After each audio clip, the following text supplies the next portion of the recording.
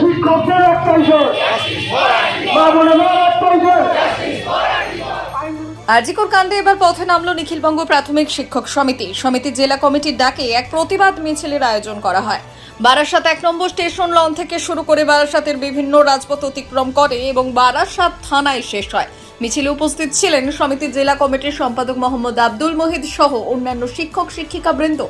এই মিছিল থেকে প্রতিবাদের স্বর তারস্বরে উচ্চারিত হয়। দোষীদের শাস্তির দাবিতে আগামী দিনেই আন্দোলন চলবে বলে জানিয়েছেন নিখিলবঙ্গ শিক্ষক সমিতির শিক্ষক নেতারা। একটা নারকীয় হত্যাকাণ্ড 22 দিন হয়ে গেল, 22 দিন অতিক্রান্ত, এখনো তার কোনো সেই খুনের কোনো কিনারা পর্যন্ত পেল না। এই শুধু এই ঘটনা না, এই ঘটনার পরপর আরও বিক্ষিপ্তভাবে ঘটনা ঘটছে এবং সারা দেশ উত্তাল।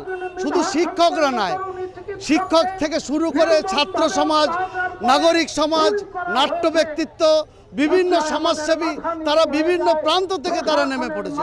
অথচ দীর্ঘ 22 দিন হওয়ার পরেও কোনো এর কিনারা পাওয়া গেল না। বাধ্য হয়ে শিক্ষকরা তাদের শিক্ষাঙ্গন ছেড়ে এই রাস্তায় নামতে বাধ্য হয়েছে, যাতে এই নারকীয় হত্যাকাণ্ডের একটা কিনারা হয় এবং দোষীদের সাব্যস্ত করে দৃষ্টান্তমূলক শাস্তি যাতে হয়, তার জন্য আজকে আমাদের এই রাস্তায় নামা।